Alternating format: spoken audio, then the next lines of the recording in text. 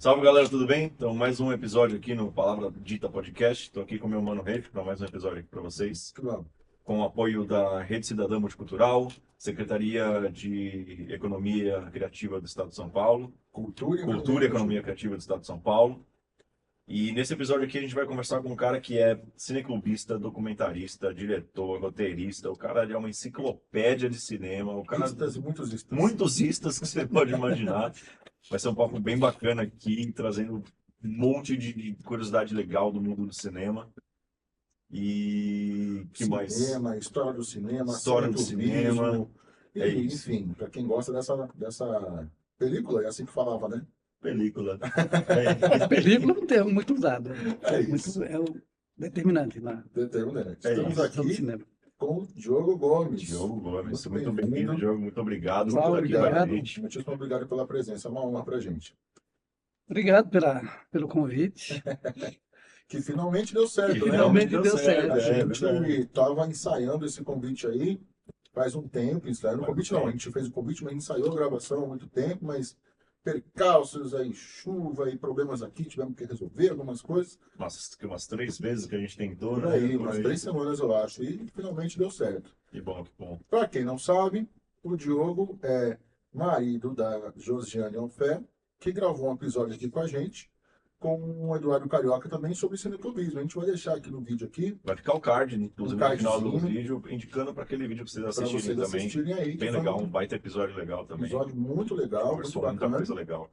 E aí a gente vai retomar a pauta do cineclube um pouquinho e tudo mais, porque não tem como não falar disso, é uma coisa histórica que a gente gosta muito, né? Então não tem como falar em Diogo Gomes sem falar sobre isso, né? E a gente falar de toda É que é difícil resumir uma biografia desse É tamanho. difícil, é muita Mas coisa. a gente vai falar um pouco disso e sobre as atualidades aí. Então, É isso. Diogo, para começar a conversa, conta um pouquinho pra gente, pra galera que, sobretudo a mais nova, que pode estar assistindo, não o que é cineclube, porque a gente já abordou isso, mas qual o prazer disso? Como que é produzir algo? Como que é falar sobre isso? Qual a importância de uma produção, socialmente falando? Bom, então aproveito o gancho para também já contar um pouquinho do como é que eu cheguei aqui Exato. e Com como é certeza. que eu resolvi fazer cinema, entrar nesse mundo muito interessante, ao mesmo tempo complicado de lidar com ele. Mas eu sou do interior da Bahia, sou do sertão da Bahia. Certo. Mas quando eu digo sertão, é o fundo do sertão. Sertão do sertão. Para você ter uma ideia, eu fui criado num lugarejo que tinha 4 casas. Chovia de 6 em 6 meses. Quando chovia, nos 6 meses que era a vez de chover, Caramba. Puxa vida. a gente pegava água distante de umas 3, 4 léguas. Légua é comparado com quilômetro, 2, 3 quilômetros. E quando não dava mais, a minha mãe jogava a gente para ir para as casas das irmãs ou de parentes, que é onde tinha água. Olha isso. Caramba. Meu pai era um violeiro, sanfoneiro, jogador de dama, dono de tropa de burro, dono de garimpo, e estava sempre no mundo. Minha mãe cuidou da gente. Entendi. A dona Nina cuidou da gente. Mas assim, a cidade cresceu. É bom, sabe, vamos dizer também, ela chegou até 8 casas. Ó, dobrou. Cara, e o estupim para a gente sair de lá é porque as 4 casas matriz, né? Tudo família, quer dizer. Em cada uma tinha 3 casas, cada uma tinha um tanque no fundo. E era dali que bebia água. Então o tanque de cima, o tanque da família do seu Arlindim, Olha isso. seu Arlindo, Arlindim, a água não era muito boa, então essa água ficou pro animal. O tanque do meio, a casa do Cibias, água muito boa, então era daquela que a gente bebia. E o tanque da casa do meu pai com o meu avô, também a água não era boa para beber, então era água do gado, Entendi. ou então da criação, né? Dos animais, daquela coisa toda. Essa água acabava e era que tinha essa saída da gente. E chegou um tempo que a seca estava muito pesada, muito brava, e aí o seu Arlindim fechou a porteira da roça para ele não pegar água para dar para a criação. E teve um conflito. Imagina. Teve um conflito. Meu pai não estava em casa, minha mãe foi lá brigar com ele, minha mãe é mulher, ele é homem. Aí minha mãe recorreu ao outro parente, ao nosso tio, Deusinho, Cidelcino Gomes de Miranda. E o lavrador, o homem do campo, ele está sempre com um facão do lado, com a espingarda nas costas, ou enxada, ou qualquer coisa parecida. Não é uma arma do ponto de vista de confronto Sim, sim. físico, mas é uma arma de defesa do dia a dia, até porque a carne, a Animais maioria da selvagens carne que ele também. comia era da caça. Né? Então, Cultural. Houve um muita conflito. coisa. Chamamos um juiz, e aí minha mãe resolveu falar, quer saber de tudo? Vendeu tudo. A gente tinha casa de farinha, terra que você olhava de vista, você perdia de vista, pouco gado, ela com pouca gente, né, com uma que é do filho sozinha. Fomos para uma cidadezinha chamada Ibotirama. E Botirama. Ibotirama, mais do São Francisco. Eu conheço um bairro com esse nome. Aí, cara, você chegar na beira do São Francisco, É água o tempo inteiro, né? é coisa bíblica, né? Você está tá no mundo da água, né? O fato é que em Botirama, a gente também brincava muito na rua com as outras crianças, com o tempo. E ali tinha uma coisa que era a seguinte, a criançada brincava muito de bola de gude, jogar bola de gude na rua, sempre as peladas de futebol, né? Mas tinha também, entre uma turma, uma espécie assim, de uma sociedade que lidava com o dinheiro. Esse dinheiro era carteiras de cigarro. Sabe, você pega aquela carteira de cigarro, você dobrava e cada cigarro tinha um valor. Continental, quente, parece que tinha Marlboro. Na época não tinha muito cigarro ainda com filtro. Só que aquilo tinha um valor. E a gente vivia naquele mundo de brincadeiras, sempre com o rio à nossa disposição. Água muito quente, todo mundo corria, tomava banho no rio, nadava o São Francisco de um lado para o outro, voltava, tipo 1,5 km, voltava. A gente era Que legal. Então, assim, eu tenho uma lembrança muito bonita da minha infância, tanto lá do Sertãozão, Eu também tenho, nem sabia, agora já tenho. Agora também. lindíssimo, eu sinto uma referência muito grande, quer dizer, e também da Ibotirama. Aham. Mas lá tinha outra coisa que é o que vai me interessar, que é onde eu queria chegar. Tinha um rapaz que passava um filme lá num galpão, num salão, chamado Hermi. O Hermi passava um filme lá. Hoje eu sei que era filme 16 mm, né? Eu não sabia, mas ele passava um filme lá. E aí, um dia eu fui olhar, eu não tinha dinheiro para entrar, eu fui olhar, tinha uma frestinha pela janela e vi umas coisas assim, eu vi ela devia ser um filme de Bang Bang, talvez Tom Mix, né? É uma coisa preto e branco. Aquilo não me pegou bem. Porque anteriormente, ainda lá nesse lugarejo chamado Pripiri, Pripiri. Pripiri, vamos dizer assim, no linguajar local, mas é Periperi. Periperi. Periperi. As minhas tias, irmãs da minha mãe, que vieram para São Paulo e voltaram para visitar a gente, elas fizeram uma foto. Várias fotos. Numa dessas fotos, estou eu, garotinho, devia ser uns 4 ou 5 anos, talvez, pé no chão, só com um shortinho. Aham. Sabe aqueles cabelinhos que o Ronaldinho um tempo cortou? Aham. E todo mundo achou que aquilo, daquele jeito, cortadinho daquele jeito, uma barriga de paludismo, Sei. considerável, tipo a que eu tenho hoje, bastante crescido para frente, e segurando um jegue. Segurando o Segurando um jegue. jegue. Cabeça, eu vivia sem montar de jegue, cavalo, essas coisas, toda era coisa tranquila. Montar em jegue, caía sempre de jegue, Aham. pouco montava em burro e nunca caí de um cavalo, a não ser quando vou cair meio com um acidente, mas aí é outra história. Outra coisa. Mas de jegue estava sempre no chão. Só que aquela foto me marcou muito. Talvez, eu não sei, quer dizer, ele me marcou muito. Eu ando atrás dessa foto até hoje, não consegui encontrar. Olha só. Eu já ia perguntar, você ainda tem essa foto? Pois é, eu estou atrás dela faz tempo. Eu vou até mandar alguém fazer isso para mim um belo dia, um retrato desenhado. E não sei se houve, psicologicamente, houve uma ligação. O fato é que eu não gostei daquela história. Não gostei. Então eu preferia ouvir o meu primo, chamado Gilberto Rodrigues, que ele contava, ele juntava os irmãos dele no final das noites e lia histórias de cordel. Ah, cara, eu me maravilhei ouvindo ele contar as histórias de cordel. Na verdade, ele lia os livrinhos de cordel meio que no ritmo do cantador, do repentista. Sim. Né? E eu tem coisa assim que eu lembro até hoje, tem um que me marcou assim, porque citava meu nome. Né? que falava assim, olha, Dioguinho lá no sul era o terror do sertão. Chefiava um grupo armado com o Joãozinho, seu irmão, e as suas menores proezas pegavam bala de mão. Este personagem é o personagem que ele estava contando a história do encontro do Lampião com o Dioguinho.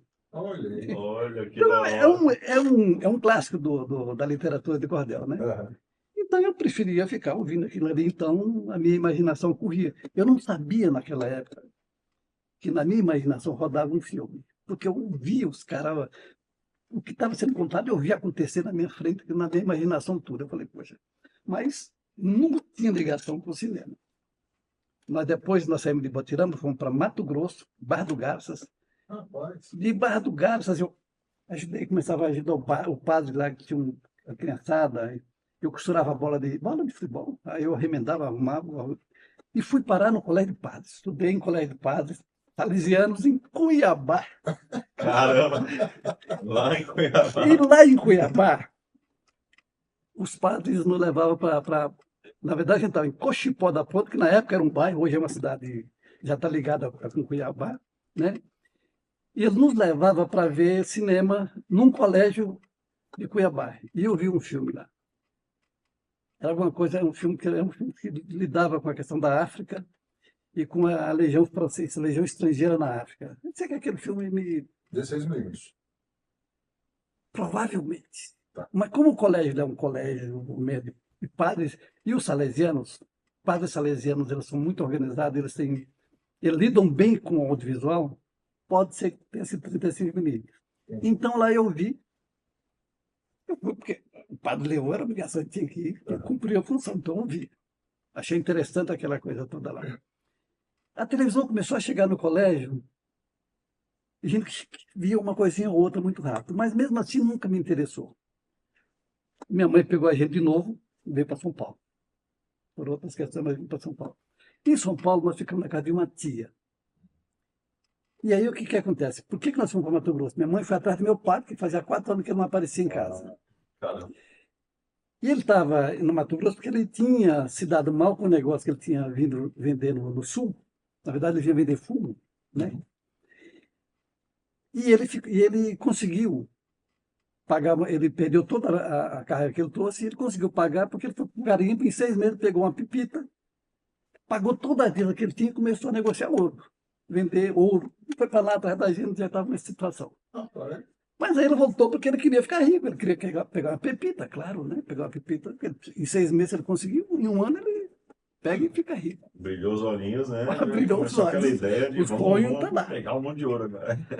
O fato é que, quando eu cheguei em São Paulo, estava passando uma novela chamada Irmãos Coragem. Ah. E aí sim houve uma ligação com a figura do pai e com o personagem. Então, a partir dali, então, eu comecei a ver novela. Depois um amigo meu que chegou em São Paulo, ele começou a me levar para ver filmes. Ele me levava para ver os filmes, eu não entendia coisa nenhuma, cara. Ele estava fazia faculdade, trabalhava, era contador, adorava teatro, escrevia.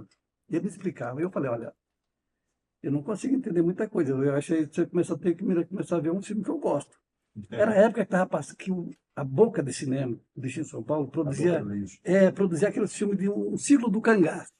Ah, tá. Cara, aí estava passando filme sobre Lampião. Eu falei, não, cara, eu quero ver um filme sobre Lampião. Lampião, rei do cangaço. Então. Sim, que era minha identificação imediata. É isso, pô. Aí começou a coisa que a gente fazia, então ele começou a fazer essas trocas. Ele me levava no filme dele, eu pedia para ver um filme de cangaceiro, ou então um filme produzido na Boca. O pessoal chama maldosamente, safadamente de pornô chanchado, mas a Boca produzia cinema. Fazia cinema também, eu concordo, com certeza. Produzia filme de cinema. Isso me levou ao teatro. E quer dizer, o teatro, a partir do momento que eu era operário, trabalhava na fábrica de horário, como todo operário, né? Um chão de fábrica mesmo, ali na Santa Marina, depois no Círculo do Livro, eu fui trabalhar, que era da Editora Abril. Editora Abril. Entrei num grupo de teatro, saí desse grupo de teatro e fui para um outro grupo de teatro, que esse meu amigo me levou, e a gente começou a ensaiar numa academia de capoeira. Academia de Capoeira Capitães de Areia, a Vitorino Carneiro com a Alameda Norte, mano. E ali, a gente não pagava o aluguel da sala, mas a academia funcionava assim como era um centro cultural, da época de resistência, ao momento que vivia aquela ditadura. Isso em que ano, mais ou menos? Isso é 78, 77, 78, por aí. E aí eu entro na academia, Brava. e a academia pede para o pessoal que usava o espaço dela para a gente ajudar nas atividades que ela fazia. Claro. A atividade grande da academia era, final de semana, tinha roda de capoeira e tinha shows. Então, essa gente, olha, gente como João Bosco, Gonzaguinha, Wagner, Belchior, essa turma toda passou por lá, Décio Marques, essa turma toda passou por lá. É Raiz de América, Tarancon, todo mundo se conhece. Então, era um belo de um centro cultural, né? De cultura popular mesmo. Lá a gente tinha várias atividades, o pessoal aprendia a tocar, era uma coisa fantástica. E eles começaram a passar filme lá. E um dia o grupo de teatro marcou para a gente definir o que cada um ia fazer para ajudar a academia. Eu cheguei atrasado e sobrou para mim ajudar a passar o filme na academia. Aí alguém falou, olha, vamos lá na Rua do Triunfo, que lá tem uma distribuidora de filme, que é o pessoal desse clube, que eles alugam o filme mais barato e podem pegar o filme por lá. Foi aí que começou a loucura. Olha isso, cara. Foi aí que começou a loucura. Fui na Boca, aí alugamos um filme, levamos de novo um filme de cangaço para passar na academia. O pessoal da academia adorava, aquele cinema popular, né? E aí começou, logo em seguida, o pessoal da federação foi no Cineclube para conversar com ele, para nos convidar para ir para uma Jornada Nacional de Cineclubes.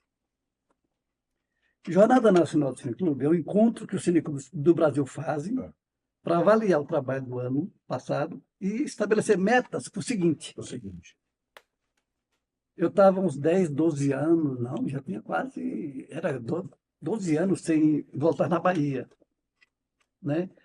A jornada ia ser em Campina Grande, véspera de carnaval. Aí não teve como. Eu trabalhava numa fábrica, né? A fábrica da Henkel, mas eu falei, eu vou. Quer dizer, passagem, hospedagem, alimentação, tudo de graça, eu vou. Fui para Campina Grande. É a maior emoção da minha vida que eu passei numa viagem foi quando eu atravessei uma ponte que atravessava o Rio São Francisco. Aí a coisa pega, e a gente toca o barco, vai para lá. Acaba a jornada, em seguida, em Campina Grande tinha um show à noite. E um dia nós fomos num show dos estudantes lá e tinha uma mocinha lá cantando. O pessoal chamava ela, tinha uma voz meio de gralha, mas cantava bem, não sei o que, era animada, chamada Elba Ramalho. Logo que a grande Elba Ramalho, né? Mas enfim, acabou a jornada, em seguida era o quê? Carnaval. Era fevereiro. Olha aí. Aí o pessoal falou, vamos pegar uma carona, vamos para Natal, depois a gente desce, vamos para Pernambuco, para Olinda, depois a gente desce para Bahia e nós vamos embora.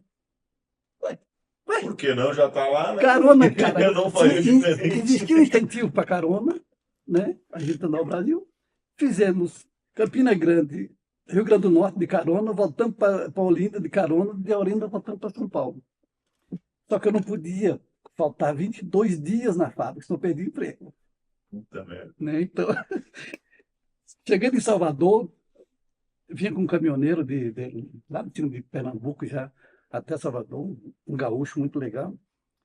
Mas eu falei, gente, não dá mais. Eu falei, daqui eu vou ter que pegar o ônibus. Peguei o ônibus, cheguei para não perder o emprego. Deixa eu só fazer um corte, uma parte, porque isso me interessou bastante. Você falou que era, na época, essa questão de dar carona era mais normalizada do que hoje? Era uma coisa incentivada. Era incentivada? Você falava muito em dar carona, quer dizer, de você pegar carona para conhecer o país. E era mais tranquilo isso? Porque hoje a gente nem imagina essa possibilidade. Né?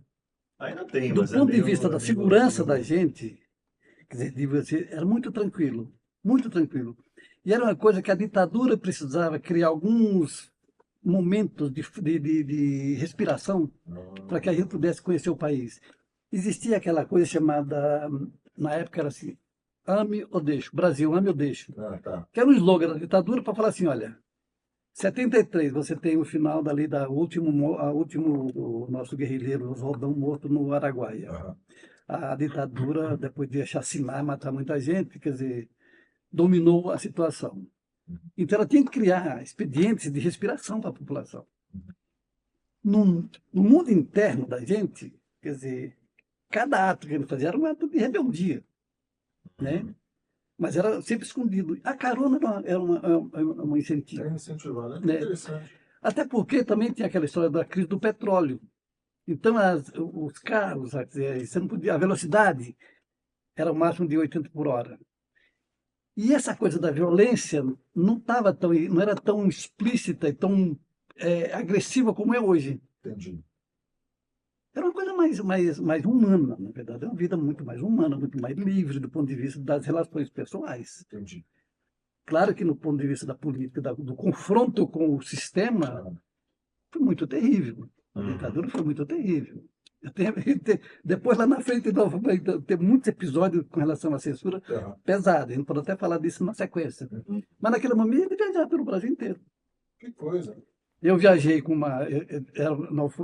no Cineclube, tinham 4 pessoas do Cineclube Capitães 3 moças e eu.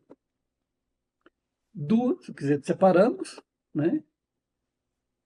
Elas não tiveram nenhum problema, nós não tivemos nenhum problema, né?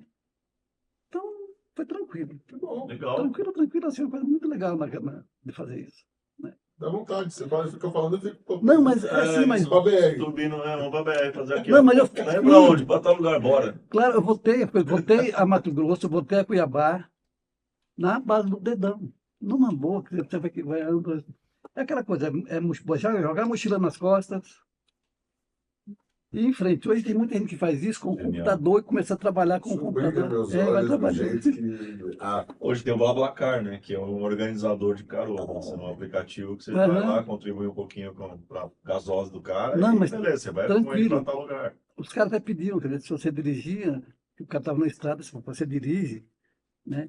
No caso comigo, eu falei, ele não dirige, nenhum dos dois dirigia. Eu estava com uma francesa, Blandine Blanche, uma amiga da gente aqui, que ela estava no Brasil na época. Aí ele falou, tá bom, mas já que você não dirige, não tem problema, eu levo vocês, mas assim, vocês têm que conversar aí comigo. Pra ele não dormir, que ele estava cansado vindo lá. E foi muito legal, você fazia amizade, tranquilo. Então, quer dizer, volta para São Paulo para não medo de perder o emprego, né? Então, segurei a onda. Mas eu fui despedido na sequência porque eu tinha feito uma malandragem. Eu mandei um cartão postal. Cara, isso é coisa de moleque. É coisa de moleque. Eu mandei o cartão postal para você e falei, olha, eu não sou uma pessoa irresponsável. Tive a oportunidade de vir conhecer a minha terra e eu voltei. Mas eu vou voltar e assumo mesmo a obrigação. Simples, é umas férias. Cheguei lá, o cara recebeu numa boa, tranquilo, falou, não tem problema, pode ficar aí, não trabalhar. Só que um amigo meu falou, Diogo, eles são putos com você, cara. O problema não foi você viajar, aquele cartão postal deixou o chefe puto da vida. Ele pegou pro RH. Então você fica quieto, psiu. O que você faz se você fizer um pio fora um milímetro fora da risca, você está na rua sem ninguém. Cara, eu piei ali direitinho, quietinho. Era por volta de uns 27, 28, aí fiquei até o final do mês. No final do mês, me chamaram no RH. Eu estava fora da fábrica, da Henkel do Brasil. Puta merda. Gráfico. Estava recebendo trabalho com gráfica. Tranquilo. Fazer o quê? Fazer o quê, né? Como eu estava no teatro, o pessoal, não sei porquê, tinha uma certa simpatia comigo, o mestre do capoeira me chamou para trabalhar na academia. Então eu fiquei um tempo trabalhando na academia. Na sequência, a gente teve uma participação de uma assembleia da Federação de Cineclubes. No MIS, nós fomos lá nessa assembleia, e nessa assembleia nós falamos algumas coisas. O Cineclube da gente não passa filme estrangeiro, só passa filme brasileiro. Legenda, o pessoal não consegue ler legenda, então tem que ser dublado. E para o Cineclube era uma coisa meio louca, né? E a gente achou que a federação apresentou para a gente o filme e achou a federação um organismo legal. Na sequência me chamaram para trabalhar lá na federação. E eu fui, mas não na federação do Cineclube, mas no braço da federação, que era também um braço do Conselho Nacional do Cineclube, chamado Dina Filme, Ele ia falar de... distribuidora nacional de filme para cineclubes. Cara, aí eu Aí comecei, tem história pra caramba, hein? aí eu comecei a trabalhar lá, e os filmes não tinha nada a ver com os filmes que eu gostava. Nada. Tudo produção independente, tudo filme pago pelo movimento social e todo filme ligado à questão de ordem social. Custo de vida, anistia, era uma loucura. Uhum. Mas eu falei, não, mas peraí, eu tenho que aprender isso aqui. Eu vi todo o acervo da distribuidora. Tipo, projetorzinho lá 16mm, eu via tudo. Falei, não, tem que ver tudo. Nesta, passei a ter uma referência das pessoas que me procuravam, então ali eu aprendi um pouquinho de cinema, porque estava na Rua do Triunfo, no 8º andar da Rua do Triunfo, lá naquele prédio que está lá até 8, 121, né? E surgiu um curso de assistente de direção. Eu falei, eu vou ver como é que isso funciona. Fui lá ver, fazer o curso de assistente de direção. Tinha um cara de gente dando aula, o Francisco Ramalho, que ainda está por aí produzindo e bem, pessoa fantástica. E tive uma aula com um cidadão chamado Oswaldo Candeias. O mito da boca, o cara... Caramba! E lembra-se, eu estava na academia de capoeira, estava fazendo teatro amador, aí eu queria saber o que estava acontecendo por trás das câmeras do cinema, depois de ver todo o acerto ali no filme. E o Candeias, quer dizer, ele soltou umas coisas, falando assim, olha, ator não precisa ler roteiro. Ator, na hora de ler lá o diálogo dele, se resolve isso. Era a máquina do Candeias, né? Não precisa, cara. Como não precisa? Como é que personagem? Não tem que criar nada. Vai na hora. Pô, você cria o teu personagem, ator que é ator tem que criar o personagem. Não precisa ler o roteiro tudo para saber o que é o personagem. Cria a situação. O Buñuel falava assim, quer dizer, o importante de um roteiro, lá, da gravação, é saber assim, onde é que está teu personagem, o que, que ele está fazendo. E o Candeias meio que falava isso. Isso é o que importa. Se ele sabe onde ele está e o que ele está fazendo, Está fazendo. o entorno vai ajudar a contar a tua história. Mas eu, teatro amador, que vinha do palco, do ator que manda no pau, falei, não, a gente teve um pau. Mas nos ficou na boca, ele falou, você ficou com raiva de mim, né? Falei, raiva não, mas porra, esse negócio de ator, você está chamando a gente de gado. Pô, mas não precisa ler mesmo, não tem que ver. Você pode achar onde você quiser, mas você vai aprender um dia que você vai ver que não precisa disso. Ficamos amigos pra cacete. O primeiro filme que eu fiz foi acompanhando ele gravar. Né? Caramba, cara, eu Então, assim, não desde... imagino fazer uma coisa assim com... que eu sempre quis fazer teatro, sempre quis. Mas sem um guia, assim, tipo, onde eu estou, o que eu estou fazendo, quem sou eu, e vai. Não consigo imaginar isso.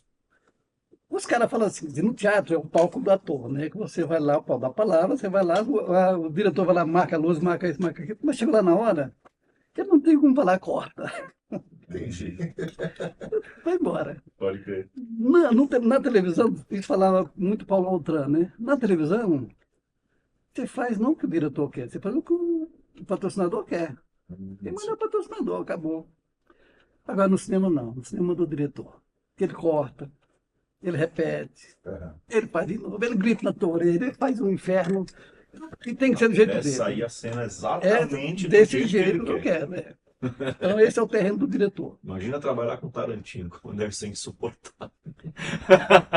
Não, sei lá. Mas eu sei que trabalhar com o Glauber, com o Candeias, tem histórias maravilhosas desses caras dirigindo. E eu vi o Candeias dirigir, então. Gente famosa, por exemplo, ele estava. O Almir Sater estava começando, o filme era com o Almir Sater. Olha isso. Os papos dele com o Almir sobre a trilha sonora era coisa assim, hilária. É uma clássica de você poder recuperar aquilo, né? Mas, enfim. Então, eu fui aprendendo esse mundo, tocando essa história assim. Aí eu falei, pô, então eu quero saber como é que acontece por trás das câmeras, né? Na época era muito mais fácil você ter um Super 8, né? Então, Super 8? Super 8. O que é um Super 8? É um filme, é uma película, quer dizer, é uma película. Só que é um filme igual ao 35, igual ao 70, igual 35, igual 16 e um Super 8. Entendi. Qual a diferença? É que ele é fininho e o quadrinho é menor, né? Ah, E, portanto, mais barato. entendi. Então, você comprava uns cartuchos que duravam 2 a 3 minutos de gravação, mandava imprimir, você imprimia nos laboratórios que tinha aqui na esquina, tranquilo. O 16 já é muito mais caro. O 35, então, pior ainda. O grande custo do cinema manual, né, o analógico, né, que a gente fala, é o laboratório. Era um item de grande custo. Por isso que Materiais eram caros. hoje com tecnologia isso mudou muito, né? Mas, Assim, mas dá para você apertar o botão de uma câmera 35 ou 16, você precisa necessitar muito de ensaio. Nesse sentido, o Candeias ensaiava com seus atores. ele ensaiava? Ele ensaiava com seus atores. Ele mudava o diálogo na hora, ele mudava o roteiro na hora, mas ele ensaiava. Ele ensaiava.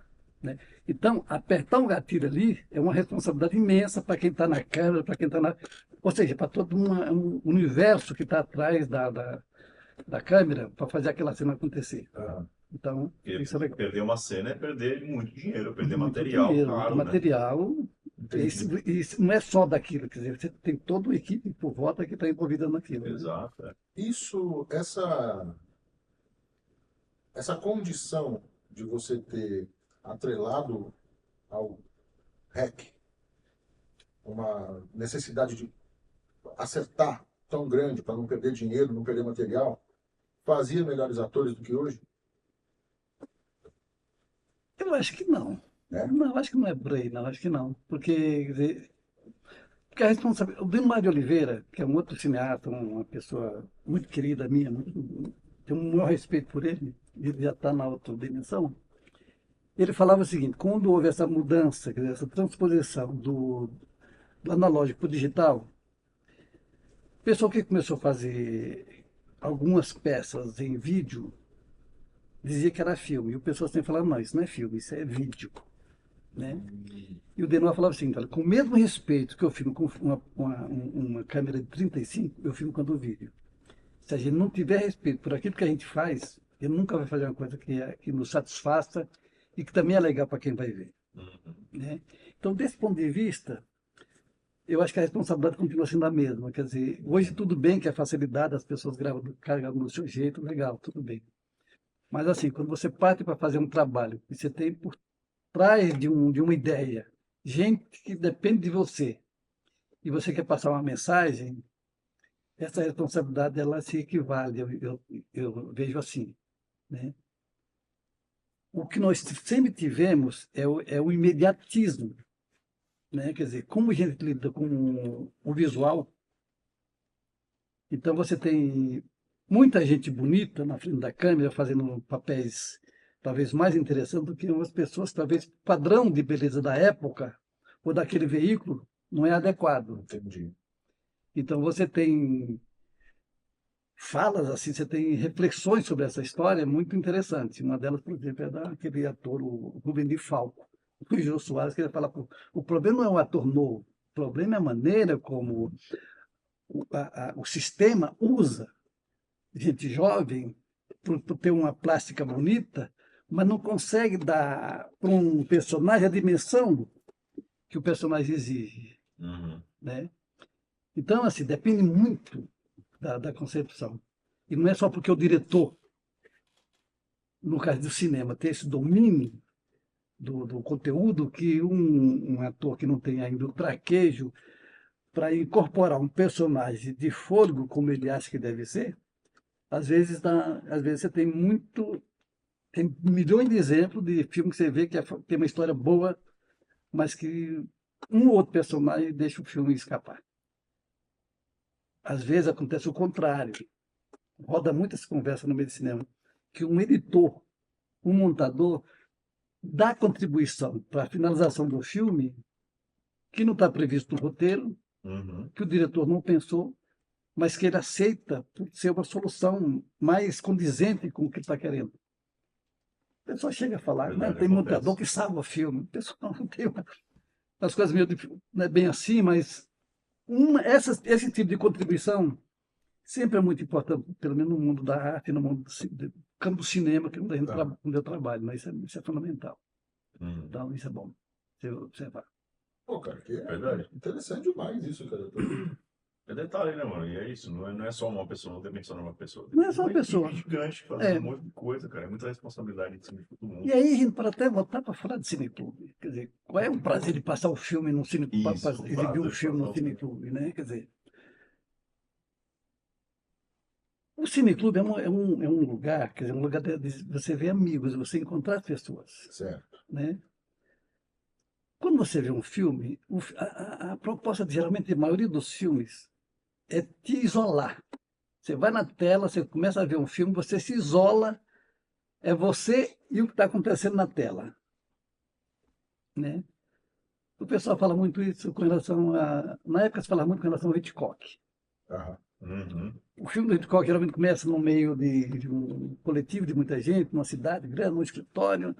Aí o cara sai no final de semana, ele pega um namorado, pega um amigo, de repente ele está na estrada e ele sai, quando você menos espera, você está numa situação inusitada. Um balanço, uma casa velha, um telefone que toca, você entra, está tudo normal. Você vai para fora, você fala, poxa, falei com alguém no telefone, fala, telefone aqui, que casa? Onde, como? Ou seja, você está tão preso naquilo que você não é capaz de olhar para o lado. Às vezes você olha para o lado e leva um susto. Mas quando a luz acende, você vai falar disso que aconteceu com você com o teu amigo do lado. Este tipo de encontro é que eu acho que a coisa é legal. E o cineclube tem muito disso, tem muito assim, de você reunir geralmente uma comunidade para um fim específico, né? Teve a era do cineclube, que era a era de você discutir muito mais a estética do filme, a linguagem, né? Eu aprendi a fazer cineclube com um propósito muito claro, né? A gente estava ali para organizar a comunidade, que tinha um objetivo maior, que era que um dia o nosso país voltasse a ser um país democrático. Claro. Né? É. Então, o nosso objetivo tinha sempre assim, quer dizer, você tinha várias coisas, né? Mas você tinha no teu cotidiano, por exemplo, a necessidade do lazer. Então, cineclubes que passam filme para reunir as pessoas para conversar, nada sobre nenhum assunto de... Aliviar o pensamento mesmo. Era mais para aliviar o pensamento, para olhar um para o outro e falar, pô, você tem a mesma dificuldade que eu tenho, porque a gente não pode ser um amigo, sei lá, se juntar. E aí você começa a falar da tua rua, do teu amigo, você começa a falar da tua rua, do teu terreiro, do teu bairro, da tua cidade, a coisa vai, né? E vai indo. Aí o mundo vai sendo desvendado. E tem aquelas coisas que é você, assim, de você entender mesmo, que de repente, por que teve um movimento de câmera que você não entendeu. Então, por que o cara fez aquilo? De repente o cara treme a imagem, ou então a imagem muda de um plano para o outro. Quer dizer, tem gente que às vezes vê de um plano para o outro, o cara estava com o relógio, no outro não está mais. Tem gente que percebe isso, o outro vai embora, está ligado na história. E você vê o brilho das pessoas, vendo um filme, se sentindo bem vindo aquilo,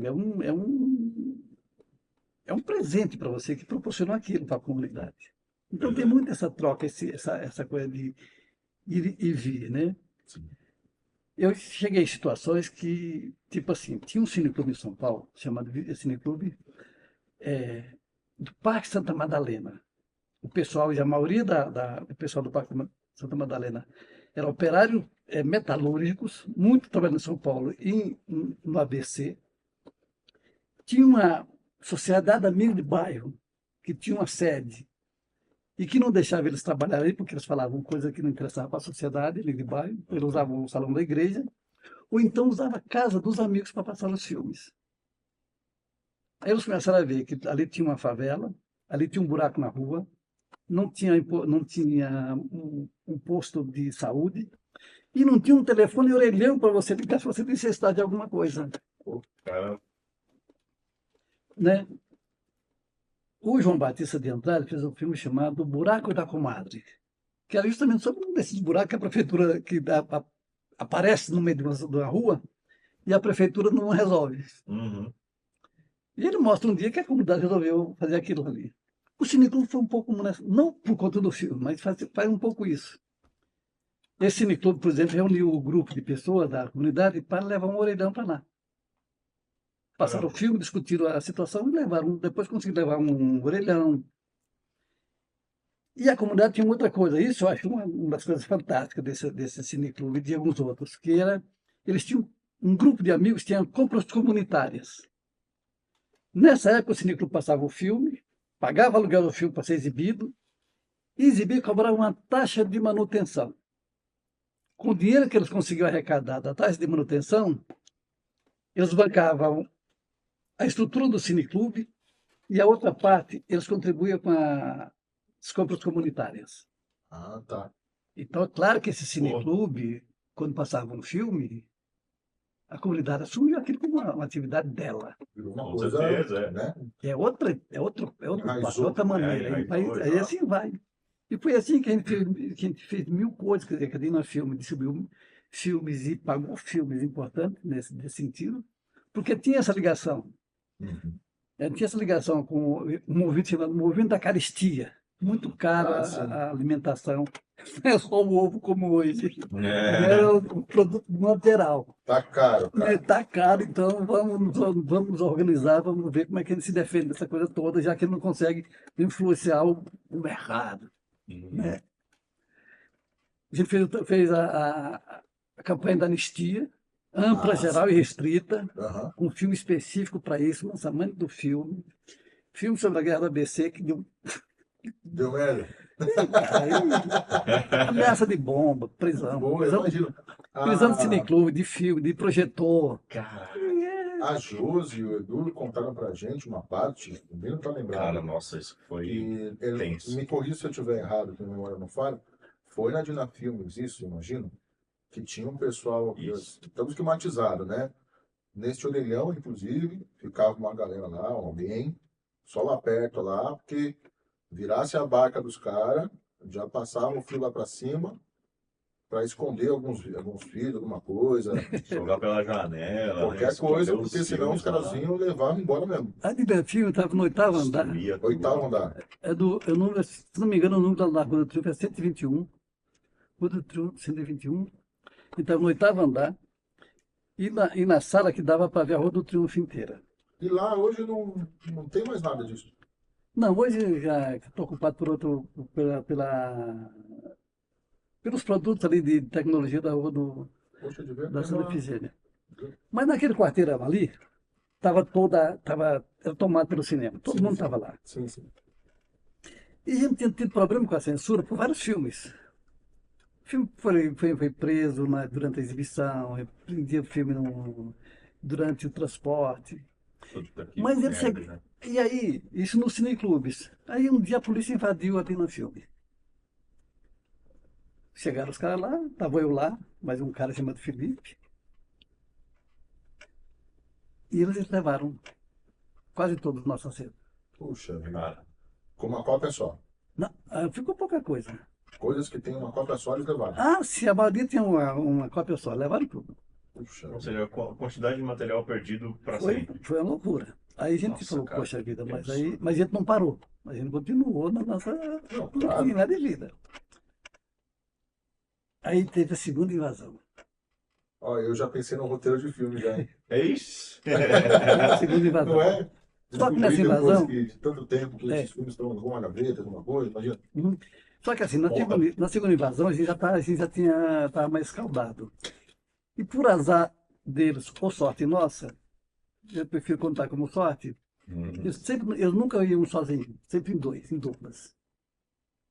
E naquela época, duas pessoas de óculos escuros juntas, a gente já sabia, é milico, né? E chegou um cara e falou, olha, se apresentou, era da polícia, né? Só que ele estava esperando outro amigo dele. O Felipe começou a conversar com o cara e falou, olha, você não quer tomar um café? Para na Rua do Triunfo, desceram para tomar um café. O cara foi tomar um café lá embaixo, eu fiquei. O Felipe desceu com o cara e só olhou para mim, cara. Já entendeu tudo? eu peguei todos os filmes sobre greve que tinha, que eu sabia que eu estava procurando, e comecei a correr na sala do lado, onde tinha gente que eu podia falar. E um dos caras que eu fui, era o cara que estava assim do lado, era o Alain Fresnot. Ó, Alain estava montando um filme. Eu falei, Alain, pelo amor de Deus, os caras estão aqui, vieram pegar, mas esse filme aqui eu não posso levar. Era o Greve do Batista, era o Jari do Bodansky. Alain falou, Diogo, vamos devagar, peraí. Eu falei, não, pode jogar aqui no lixo. As noviolas, geralmente, noviola é o lugar onde você monta o filme. é. Né? Ou que podia ter um editor do computador, era a moviola. Ele estava lá na moviola, eu falei, não, joga as latas aqui dentro do lixo, joga as coisas por cima, eles não vão vir aqui, cara. Ela falou, não, tudo bem. Ela era um cara legal, sempre topou assim, Lixo, eu falo, guardamos lá. E assim fiz com outros caras. Os caras chegaram, levaram o filme, tudo bem. Só que no dia seguinte não tinha o filme que eles estavam atrás. Né? Aí também era no meio da semana, e o filme não estava lá, porque geralmente o filme sai e volta em 3, 4 dias. E tinha os filmes das greves, as cópias estavam fora. Nós falamos, pô, esses caras vão ganhar aqui, tranquilo. Uhum. Aí nós armamos um esquema. Na segunda-feira, que era o de devolução do filme, a gente armou esse esquema. Ficamos lá em cima, eu fiquei lá em cima na Dinafilme, na janela. Tinha uma pessoa que ficou lá embaixo no orelhão, lá na Rua de Triunfo tinha um orelhão na esquina. E um outro lá no Largo General Osório, que também na esquina, lá onde hoje é a sala de música, o Museu da Resistência, lá também tinha um telefone. Ele falou, olha, liga pra gente. Se ver qualquer coisa, liga. Se achar qualquer coisa suspeita, liga. Liga. Né? Geralmente era para ir para lá, eles usavam uma C14. É um carro da Chevrolet que tinha um camburão grande, cabia. Cara. Sabe aquela história assim, sempre cabe mais um? Sempre Olha os cabe. camburão da C14 da Chevrolet. Eu sei que nós arrumamos esse esquema. Se os caras começaram a vir, você avisa pra gente. Então, 2 caras com óculos escuros, um até que você desconfia. Agora 2 com certeza. 2 juntos. 2 juntos é foda. Garantido. E aí a gente começou a receber os filmes e avisando pro pessoal, não entrega o filme hoje. Segura o filme até a gente avisar para devolver. Mas aconteceu várias vezes, nos invadiram 2 vezes. Chato isso. A gente, uma vez, quando a gente lançou, por exemplo, o filme do Batista no Sindicato de Jornalistas, passamos o filme, chegou lá, tinha uma fila, cara. A gente, puta merda, a fila, pode ver. O Sindicato de Jornalistas fica na sobreloja. Tinha uma fila que descia sobre loja, começou pela rua. E quando o Batista chegou, a rua virava General Sertório, Major Sertório, indo ali para Amaral Gurgel. Era para fazer uma sessão. Caramba. A gente ficou até meia-noite passando o filme de greve lá. Caramba. 2012 ou 2016, acho que 2012, o pessoal resolveu reeditar o Cineclube Vladimir Herzog, do Sindicato de Jornalistas. E fizemos uma homenagem para um bocado de gente. Né? E entre eles estava lá o antigo presidente do sindicato, que era o Odálio Dantas. Jornalista Odálio Dantas. E na hora de falar, o Odálio falou, olha, lembra do filme que vocês passaram aqui, o Greve do Batista? O Batista estava lá. Caramba. Falou, quando vocês programaram o filme, eu recebi várias ameaças aqui de bomba no sindicato. Olha, cara.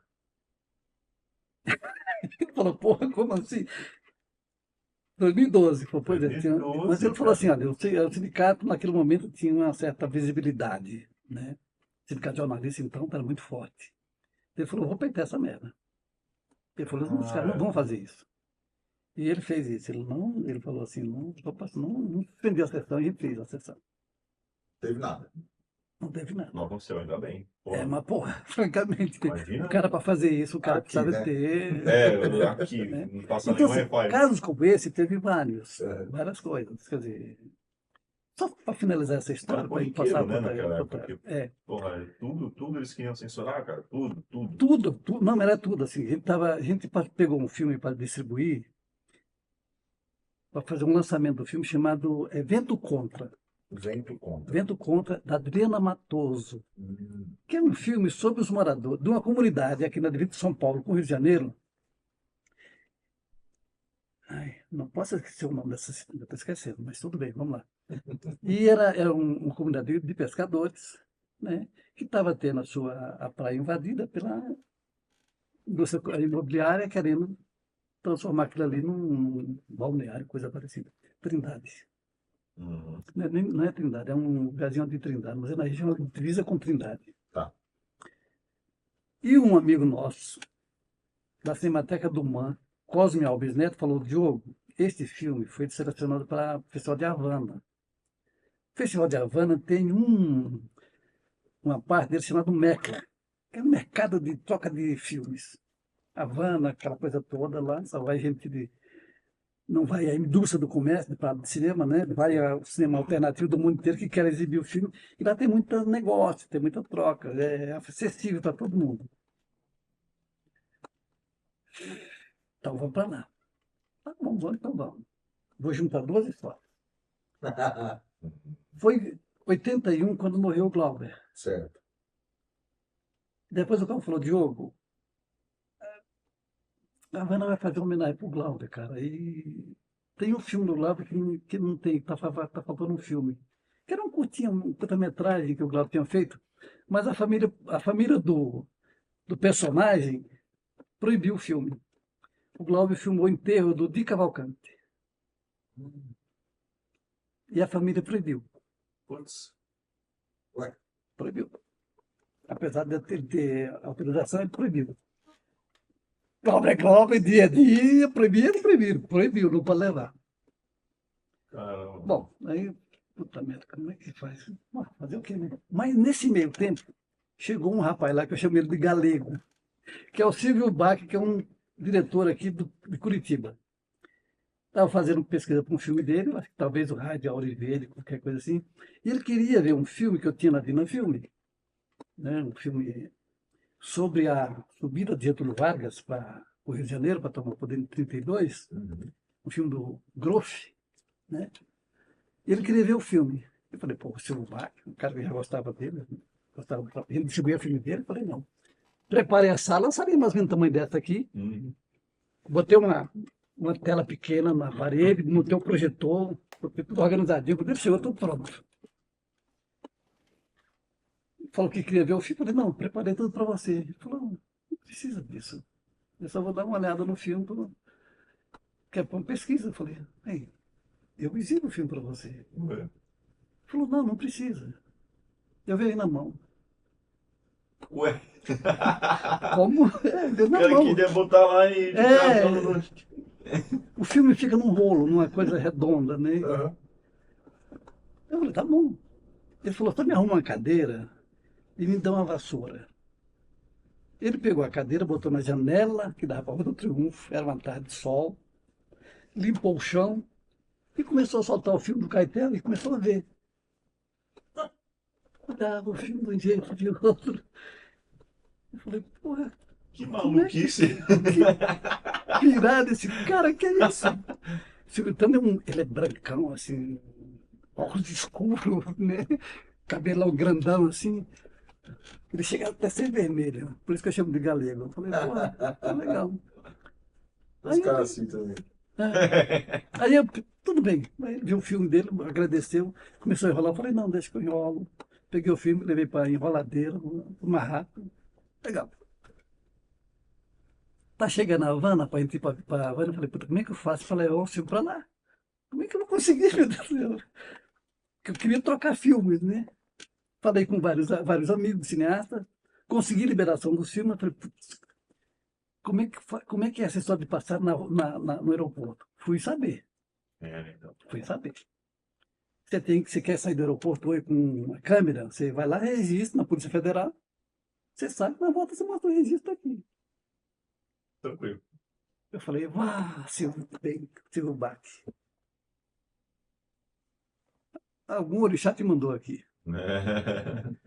Fui na Embrafilme, aluguei vários filmes do Humberto Mauro, Aham. do Instituto Nacional de Cinema, tudo filme educativo, pago, tá tudo lá. Mas aluguei. E aluguei também o Di Cavalcante do Glauber. E naquela época, dentro da lata do filme, vinha um papel escrito assim: certificado de censura.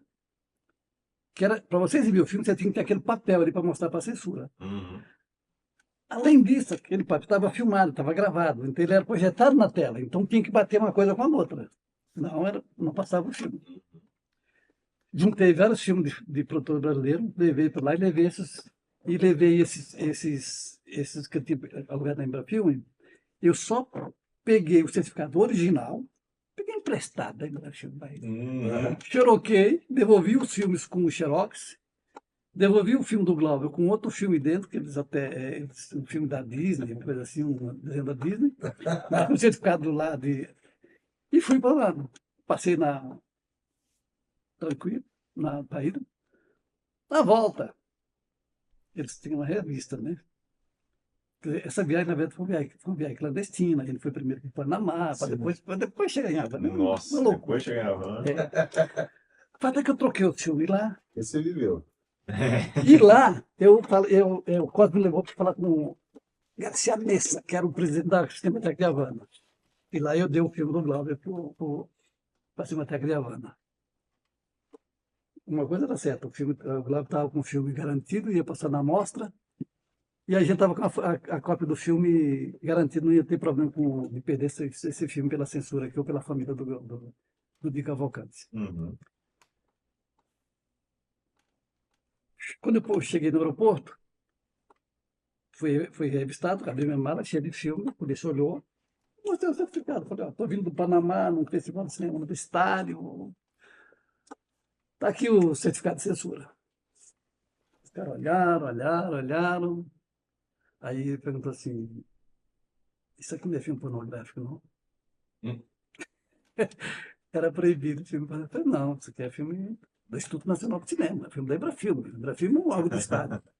Assim eu passei com os filmes aqui no Brasil. Entrei com filme da Nicarágua, de El Salvador, de Angola, Moçambique. Alguns foram presos, mas muitos também não passam pelo Brasil inteiro. Né? Mas, cara, se não fosse isso, cara... Falsificar o negócio, então essas coisas vão surgindo na vida, você vai fazendo, né? A missão, né? A missão era essa, então vamos lá. Então, essa coisa de cinema... Eu falei no episódio no episódio a gente falou de cineclube, subversão é resistência. Na época, pô, ainda hoje, hackear o Estado hoje é resistência. É resistência total. Tem que hackear, tem que fazer essas coisas. Não estou falando em sacanear, não estou me roubando, estou falando de outra coisa. De hackear, de pensar, de dizer, de você começar a achar que é possível uma vida melhor. Sim, com relações institucionais melhor, mais dignas, sabe? Mais respeitosas. Exato, mais humanas. Não dá para ter hoje em dia uma situação como essa de um cara ter roubado não sei quanto do INSS e ficar impune. Exato. Exato. E aí achar que quem fez isso é o governo, não foi o cara do PDT. Exato. Vai. Não vamos começar com isso. Mas não vamos começar com essa bobagem. Ninguém quer tanto idiota assim que não tem massa crítica para pensar essas coisas, né? Assim. Pelo amor de Deus, dá um tempo, né? Se organizem, pensem, né? Elejam um cara de direita da próxima vez mais inteligente, não um idiota para achar que para ter reconhecimento tem que xingar os outros. Exato. Tem que desprezar um ser humano do teu lado para poder ser visto. Né? Aliás, eles façam votos que eles não elejam mais ninguém muito mais inteligente, não. Não, por favor. Continua com buscas para pessoas que possam ter burros. Só o Asno, que é o Asno. Pelo amor de Deus. Mas enfim, essa galera, inclusive, que resolveram acabar com o nosso cinema, né? E graças a Deus, ou então graças à nossa militância do que ele faz aqui, falando das coisas que ele está fazendo aqui agora, não deixou isso acontecer. Ele primeiro está retomando. Né? É verdade. Eu acho que isso é um dado fundamental, quer dizer, eu acho que não leva, a atividade do cineclube nos leva a isso, né? Eu sempre falo assim, cara, o cineclube é o lugar onde... O cinema nasceu o cineclube. A primeira sessão de cinema, você tem um filme do Wim Wenders chamado Um Truque de Luz, que ele conta a história que o cinema, na verdade, a primeira sessão de cinema aconteceu na Alemanha, não no Coslumier. Mas a primeira sessão de cinema que dá certo é a sessão de cinema que ela é anunciada e ela é paga. Toda a tentativa feita anteriores, inclusive com a mesma nitidez, ou então com a mesma tecnologia dos Lumière, não deu certo. por várias questões, essa é uma delas. Mas os Lumière, para fazer a primeira sessão, o que eles fizeram? Claro que eles fizeram todos os testes, mas eles alugaram um salão de jogos, era um café, um salão onde tinha sinuca, eles alugaram a sala, porque o dono não quis fazer uma permuta, porque não acreditava naquela história, daquela coisa maluca daqueles caras. Então, assim, eles adaptaram uma sala para fazer uma sessão de cinema, para fazer a primeira sessão de cinema, uma sala adaptada. Comprou o ingresso e foi assim que o cinema começou. A primeira sessão aconteceu assim, ninguém acreditando. Na primeira semana que venceu o aluguel dos Lumière, o dono da sala já queria aceitar a proposta anterior, que era de dividir a renda. Aí os Lumière falou, opa, vamos manter o contrato até o final. Né? Portanto, ele nasce assim. Na primeira sessão, tinha um cara lá chamado Jorge Méliès. Genial. Esse cara, quer dizer, é um cara de circo, né? do mundo da ilusão, trabalhar com ilusionismo. E ele viu aquela coisa toda lá, aquela maluquice que aconteceu, gente saindo da sala com medo do trem passar por cima. Mas ele também viu outras coisas que ninguém viu. Ele foi ver os filmes pela segunda vez. Num dos filmezinhos, a família do Lumière está dando comida para o bebê. E ele viu que atrás onde eles estavam sentados tinha uma janela e lá no quintal tinha uma árvore. E ele viu que a árvore balançava. Ou seja, o vento tocava aqui dentro e falou, essa coisa aqui é real. Mas ao mesmo tempo que ele olhava para o lado. Eu olhava para lá e via, tem uma luz saindo dali que está jogando aquela coisa lá. Eu falei, então tem um barato aqui que não é só lá na tela, é lá. Lá dentro. Lá dentro. Então ele quis comprar o objeto, o projetor dos Lumière. O Lumière sacou que ele sacou alguma coisa e não vendeu para ele. Tempo depois ele vendeu, ele foi para Londres, comprou um aparelho parecido e montou a quitanda dele. Eu falo assim, para mim, essa é a inspiração ciclobista, quer dizer, o cara que insiste em ver um filme 1, 2, 3 vezes e começa a sacar essas coisas. No início ninguém sabia como projetar, quer dizer, como fazer isso. A conversa entre todo o cinema, como fazer isso, é que fez as pessoas começarem a fazer isso, começarem a gostar, e começaram a aprender a fazer isso. Então, a sala de aula do cinema, na verdade, eu digo assim, era um cineclube, né? Claro que a gente tem, assim, no Brasil, um país com essa dimensão, né, e a gente tem um mercado invadido pelo produto estrangeiro. Isso vem de...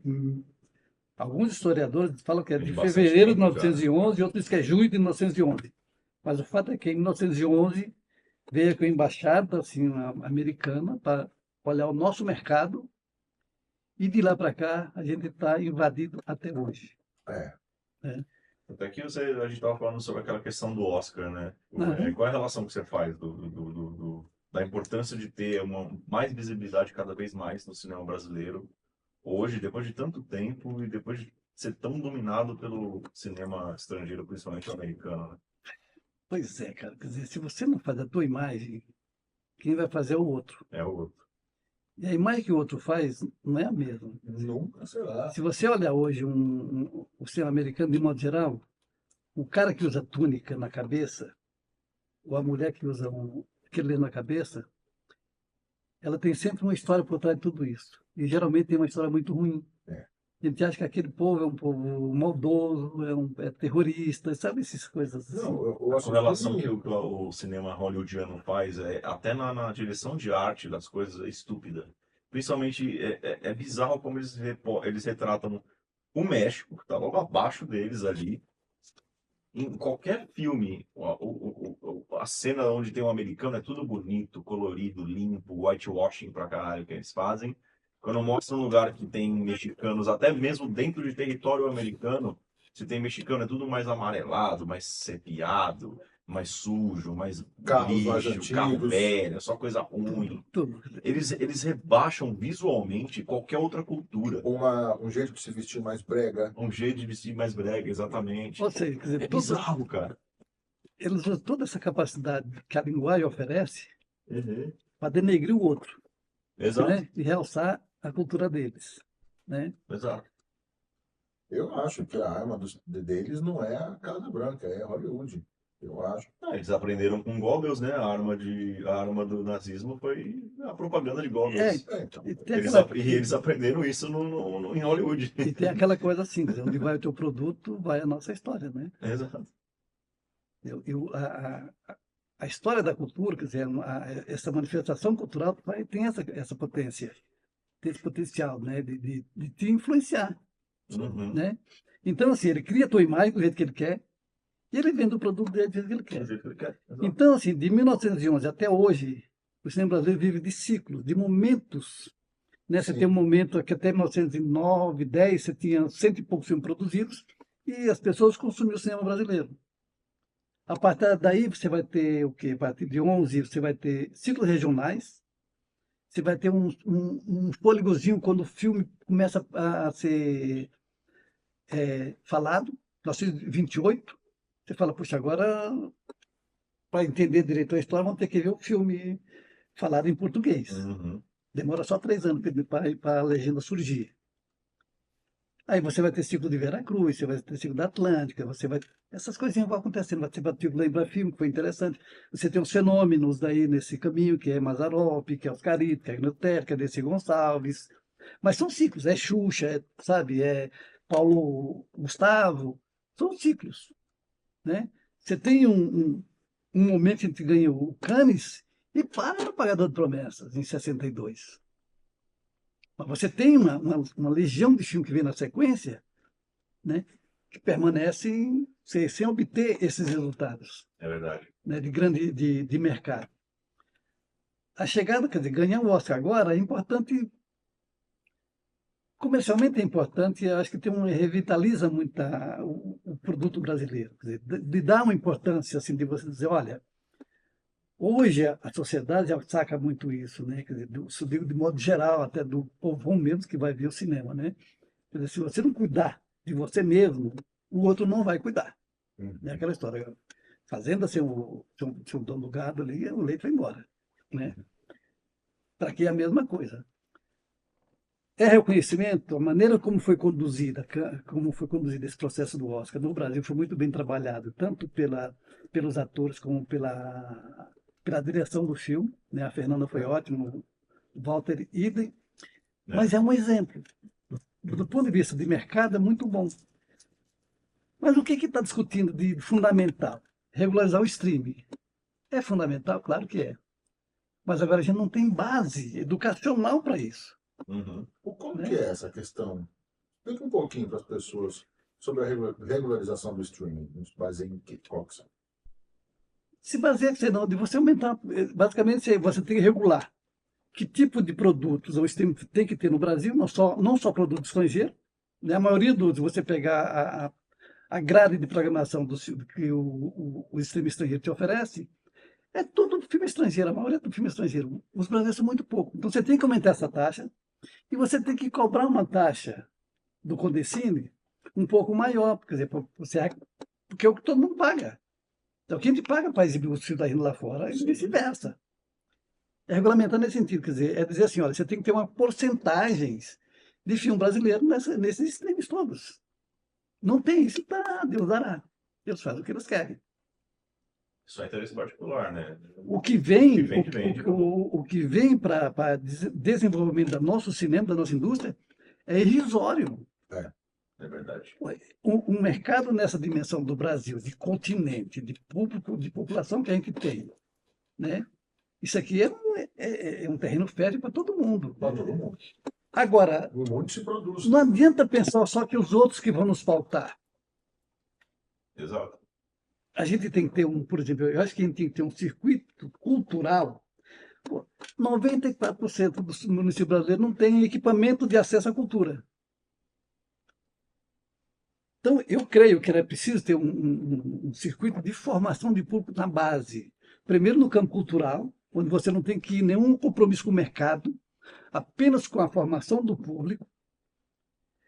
Você tem que ter uma regulamentação das telas de exibição no Brasil, que aí é tela de cinema, é tela do streaming, do celular, do computador, todo mundo, regulamentada, quer dizer, de igual para igual. Então, quando eu digo de igual para igual, não é passar 50% só de filme brasileiro, só de filme estrangeiro, ou só de filme americano.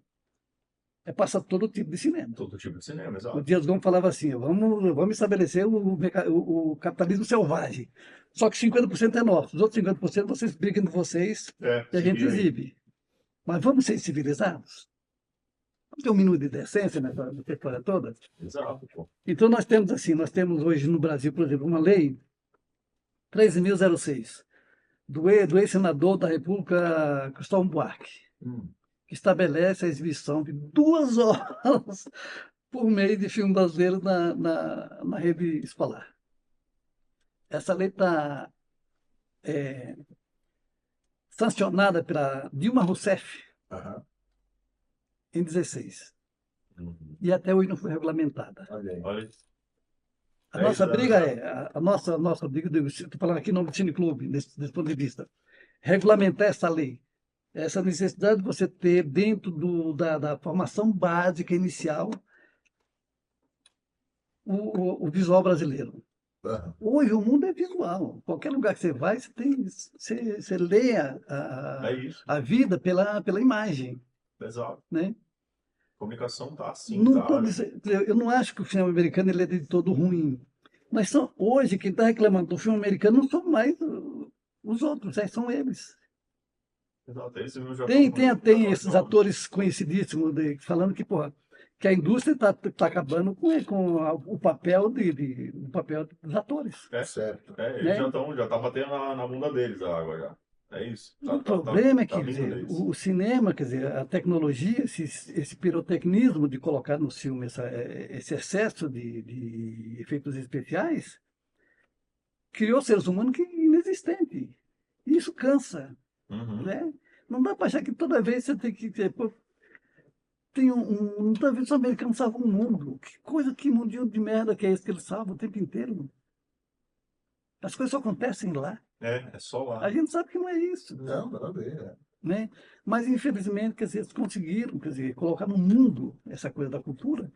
E as pessoas hoje não falam 2, 3 frases sem citar um termo em inglês.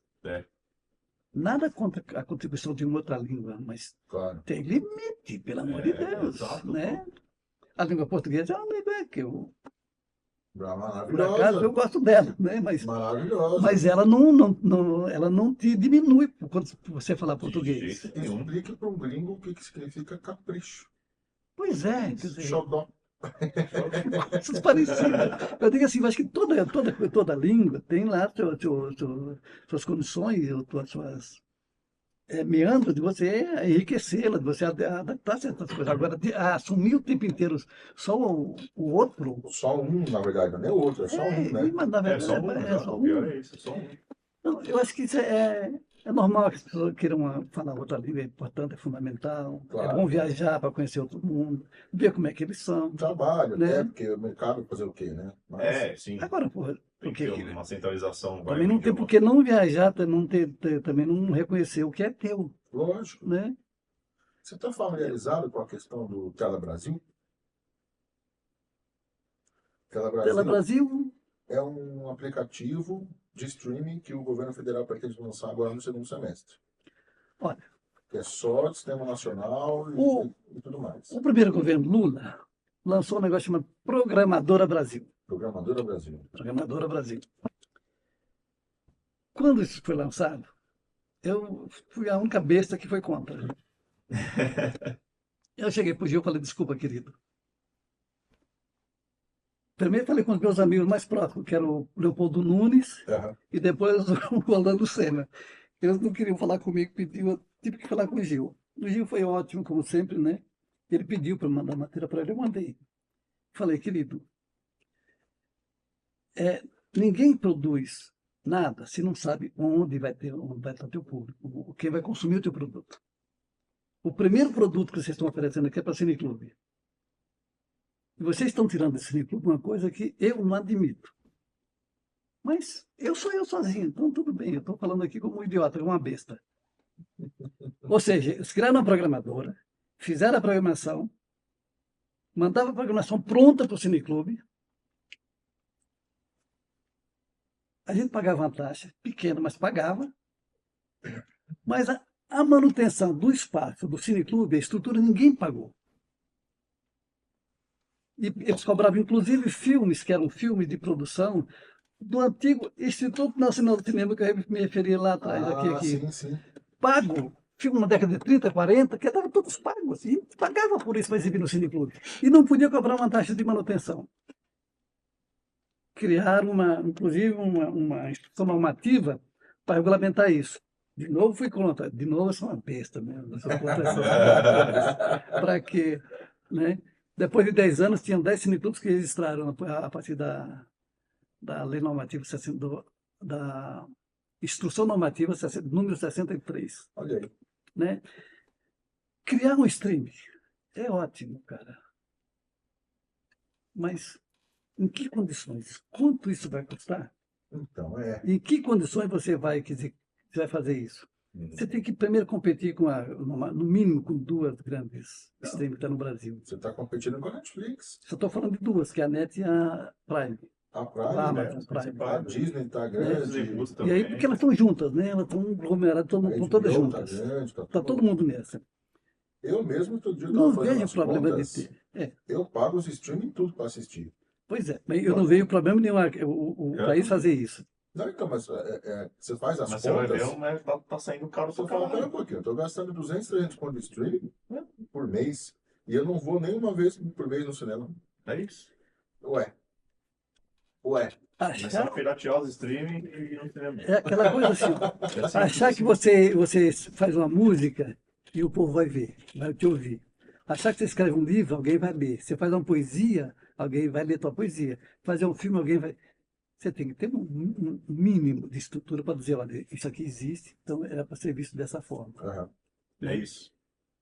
Mas, além disso, você precisa dizer para as pessoas por que isso é importante.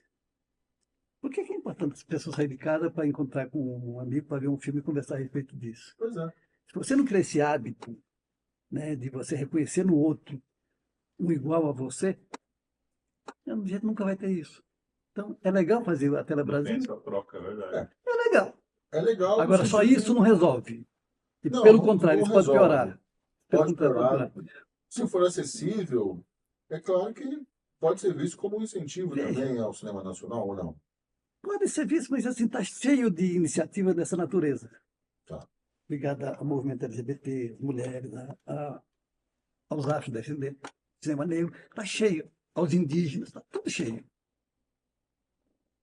Mas só cada um está no seu... Não está nada centralizado. Cada um está no seu quadrado.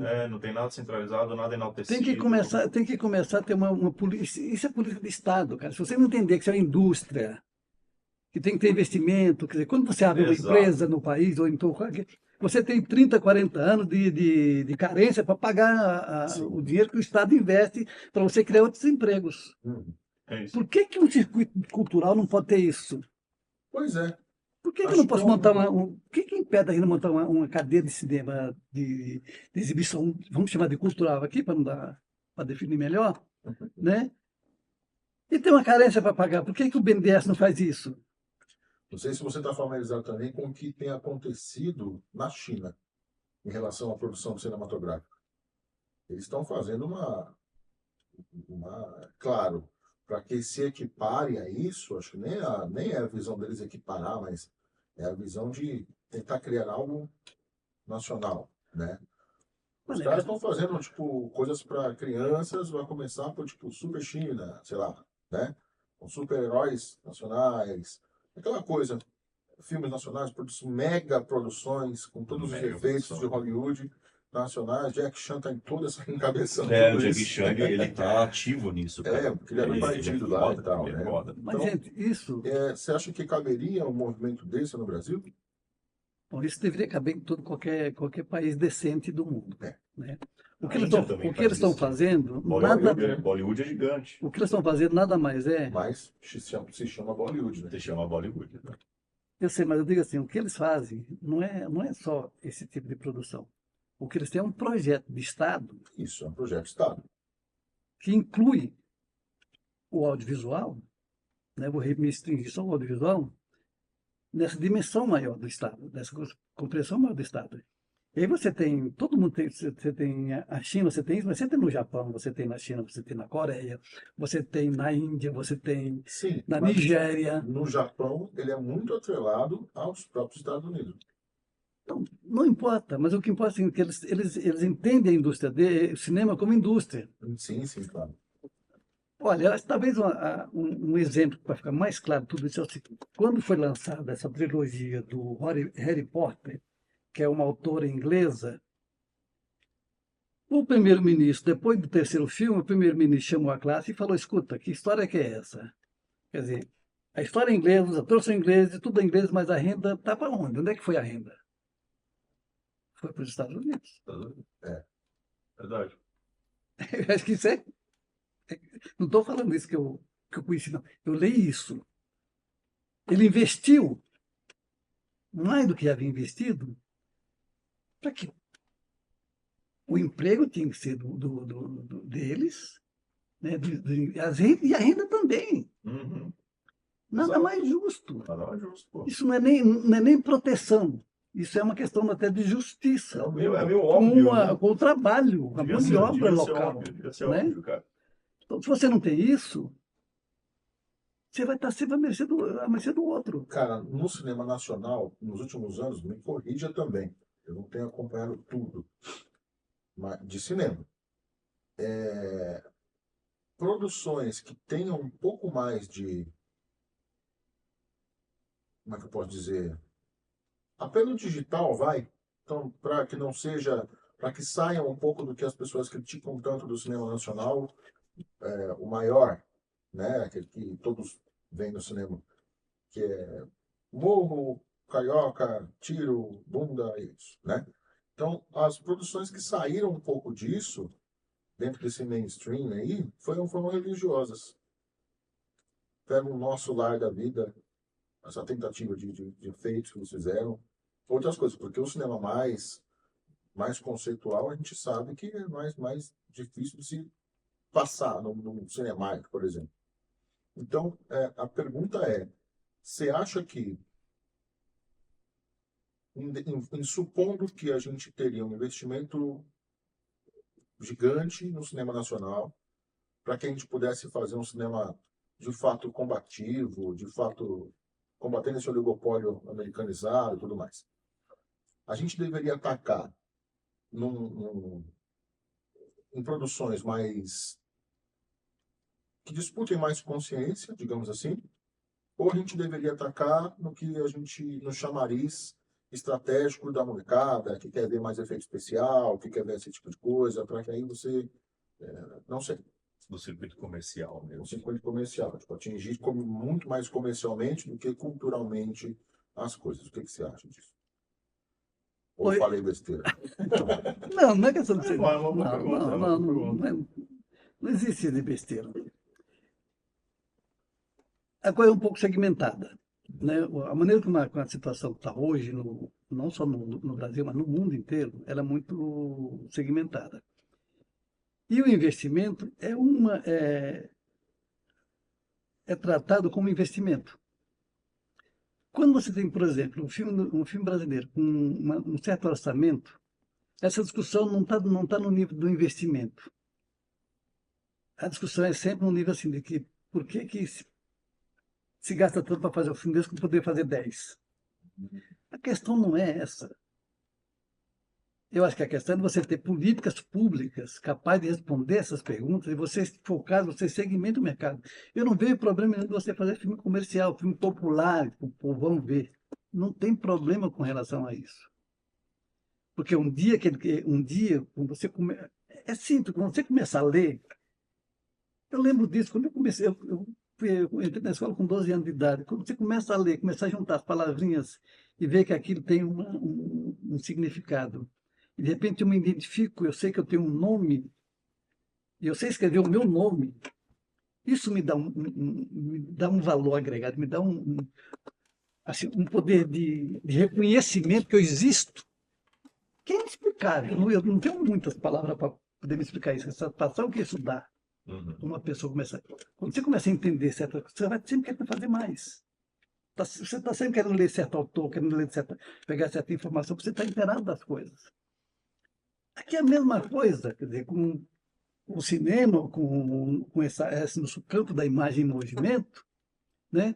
Você está sempre querendo, quer dizer, criar condições para que mais gente vive disso, para que mais gente participe disso, que as pessoas entendam, se reconheçam nesse processo.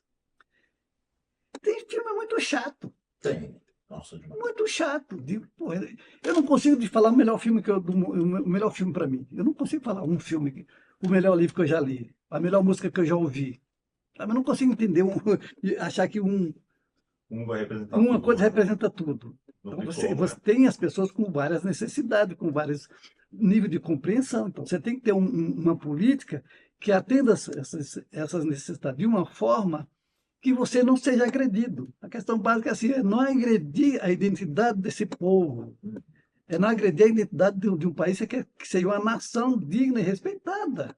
Exato. Mas se ela não se respeita, fica difícil o outro te respeitar. É verdade. Né? Então, quando você faz um filme, sei lá, tipo Nosso Lar, a comunidade evangélica se sentiu representada naquilo, é justa que ela se sinta representada. E é justo que o Estado invista nessas coisas também. A mesma coisa você faz, sei lá, vamos falar dos dois filmes de Francisco, que eu acho um filme honestíssimo, lindo. Nem quero falar dos personagens em si, a vida pessoal dos personagens. Esquece isso. Esquece isso. Né? Ou então ainda estamos aqui falando do Ainda Estou Aqui. Que aí continua sendo um exemplo de mais um filme. Mas é mais um filme. Agora, por que não falar do João Rural? João Rural é um documentário que nós acabamos de fazer sobre um jornalista de Paraibuna que falou da sua comunidade, da sua região, do seu vale. Do Vale do Paraíba, da culinária, da música, das tradições. Ou então do Marcos. É um outro filme que nós fizemos, um longa-metragem sobre Marcos Santos, que é um rapaz negro, pobre, que nasceu em São José dos Campos, sem os movimentos dos braços e das mãos, e fala com dificuldade. Ele pinta com o pé esquerdo. Por que não falar do Estranhos Cotoveladas, do pessoal lá aqui de São José do Rio Preto, que fala da vida do interior, da necessidade de se valorizar a cultura caipira, de se ver caipira. É o problema disso. Porque o Brasil continua sendo esse Brasil escravocrata, é o Brasil do litoral. O nosso cinema é um cinema do litoral. É só o litoral que está representado no filme brasileiro. Só, eu digo, de modo geral. Claro que eu estou exagerando. Né?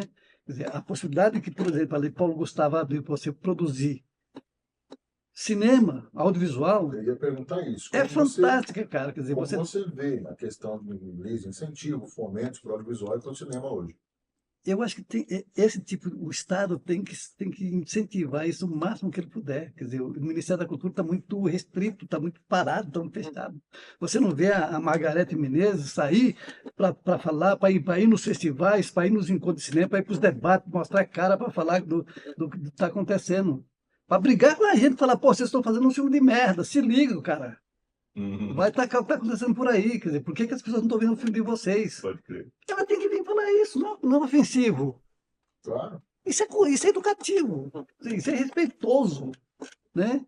Levantar a bola mesmo, né? Claro, Não tem que ficar falar, só presa à tem que mesa, falar, né? meu querido, desculpa, você está fazendo um filme que, pelo amor de Deus, é dinheiro público, se liga. Agora, 10% do filme brasileiro não chega nas telas. Como assim? Eu vou continuar investindo? Claro que eu vou. Mas eu tenho que criar mecanismo também para que isso aconteça. Certo. Por que eu não posso ter uma faixa de mercado de tela? Não estou falando de cota de tela. Né? Quer dizer, a maldade diz o seguinte, quer dizer, o espaço ocioso da sala de cinema, que vamos contar aqui de 8 horas diárias, Os distribuidores, ou então as grandes produtoras americanas, se satisfazem com ocupação de 20%. E esse restante de 80%? É. Eles estão tranquilos. Por cima, quando um filme americano chega aqui, não é só contra o cinema americano, mas a maldita do filme americano, quando chega aqui, ele vem acompanhado de um processo de produção, de divulgação, que tudo está pago. É uma campanha. Tá pago desde o começo da produção do filme. Tudo tá tudo pago. parte da campanha. Então temos que aprender a fazer isso, então vamos aprender a fazer isso. É isso, tem que fazer também. Vamos fazer também, Chegar porque não? forte com essas coisas Né? também, né? O Auto da Compadecida 2 começou a lançar suas primeiras marquinhas a falar do filme há um ano atrás. É verdade. E só não bateu Ainda Estou Aqui porque não estava na campanha de ganhar Oscar. Mas chegou lá pertinho. É o tipo de filme que o povo se identifica com ele. Eu não assisti até agora. É, o 2 eu não vi também ainda não. Não importa, mas é assim, quer dizer, ele tem uma tradição que já vem anterior, Claro. né, do teatro de Ariano Suassuna, Sim, daquela tem- figura tem- maravilhosa do próprio escritor, né? Pesado, Né? tem... O brasileiro tem essa coisa de gostar muito da sua identidade ser muito brincalhona, ser muito divertida, ser muito controvertida. Ele se identifica muito com o mamulengo. Né? O que é o mamulengo? É o cara que fala o que ele pensa, é o desbocado. E falar o que pensa não é ofensa. Meu Deus, hoje em dia a gente está numa situação que você não pode falar nem que as pessoas acham que estão ofendendo o outro. O Né? pessoal tá muito paladino da justiça, muito... Na moral. Tudo querer resolver tudo do ponto de vista pessoal, individual. Né? Então, esse tipo de política tem que ser transformado em política pública, onde o Estado tem essa capacidade de perceber essa necessidade. E a população, a sociedade tem que entender isso. Ou você contra, vota para o próximo, muda essa coisa, muda o outro. Né? Agora, não vamos confundir também com gente que quer acabar com o que já vem sendo feito. Sim. Não é disso que eu estou falando. Estou falando assim, quer dizer, é a disputa legítima. Aham. Sim, com certeza. É reconhecer que as nossas instituições estão funcionando uma merda, algumas sim. Tem problema? Onde é que não tem problema? No Onde Supremo, cheio de problemas, cheio de merda, tem que mudar muita coisa. Tem gente muito interessante lá, mas também tem muita gente safada. Tem que saber, a gente tem que saber disso claramente. Tem. O Congresso virou a casa da Maria Joana. O que o Nossa. Congresso está discutindo? Aquilo ali é... Discutindo o que é anistia? Aquilo ali é pior que uma feira. Não, velho. cara, que a lei da anistia, assim, você pode ser anistiado quando o Estado ele se coloca contra você, que não tem autodefesa, e você não pode fazer nada. Quando ele te expulsa do país, ou quando você faz alguma coisa que eles acham que você foi contra a Carta Magna, a Constituição. Uhum. Fora disso, você pedir anistia é dizer assim, eu estou culpado. Exatamente. Porra, Eu sou pelo culpado, amor de não- Deus, não para me- com não me isso. bate. Na alivia. Né? Então, assim, eu não vejo nenhum problema de achar que... Eu sempre falo, pô, tem filmes que não dá, quer dizer, falta dramaturgia. Aham. Tem Falta filme muito desenvolvimento. chato mesmo. O Paulo Emílio reclamava, quer dizer, nós temos um problema grave de diálogo, tem que falar o que é uma língua do povo que ele está falando.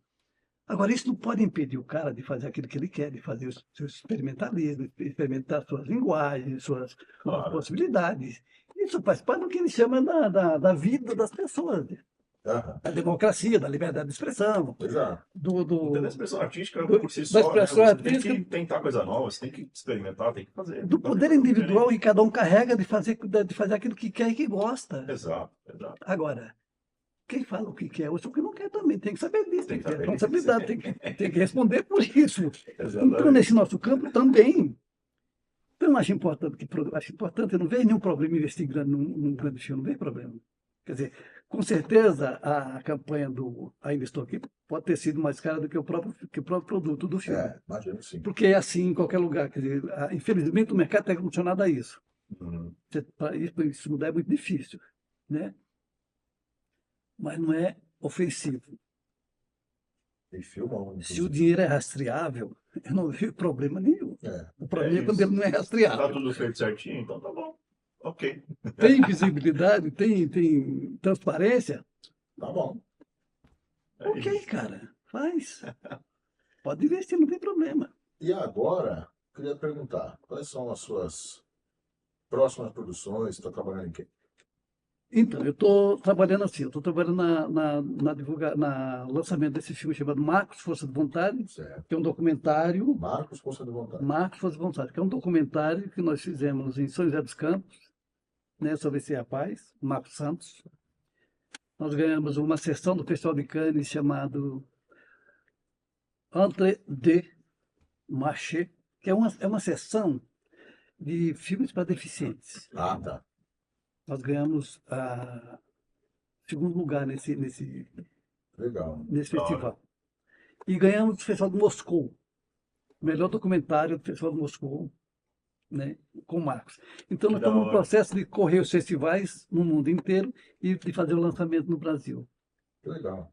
Pô, que Nós da hora acabamos de isso. produzir esse filme chamado João Rural, que é um filme sobre esse jornalista que trabalha na região daqui do Paraibuna, cidadezinha aqui do Vale do Paraíba, entre São José e Caraguatatuba, e que é um jornalista que trabalhou muito com as questões locais, né, de valorizar o pastel da cidade, valorizar a bananinha, doce de banana de Paraibuna, a culinária, tipo lá o tal do folgado, ou afogado, como eles chamam por lá, a música caipira, a música da região.